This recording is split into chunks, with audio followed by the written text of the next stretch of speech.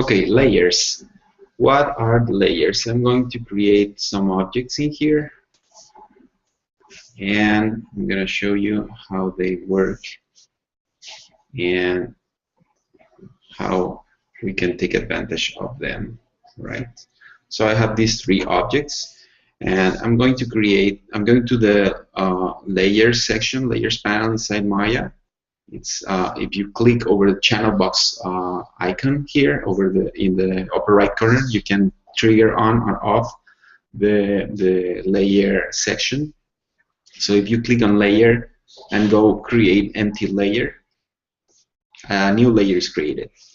Layers work in a similar manner to those layers that you find in other software like Photoshop.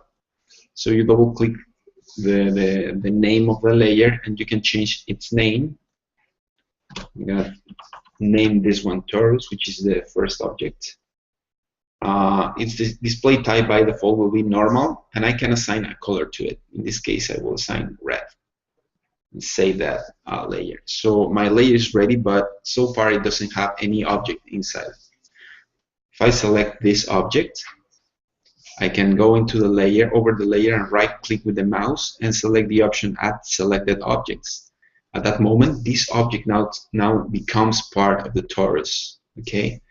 An easy way to see that is if I go here. Well, I'll show this later, but if you go here in shading and select wireframe unshaded, you see that the object is now it now has the color, or the wireframe of the object has now the color of the layer. I'm going to create another layer here, layers, create empty layer, and double click on it, and this one will be named sphere. The color will be yellow, and I save it. Now I select the sphere and right click over the layer and add selected objects. And now if I click outside, I see that the wireframe of my sphere is now yellow as the color of the layer. And finally, I go to layers, create empty layer, right click over it, or double click on it and change the name to cylinder and make this one to be blue, like this. Save.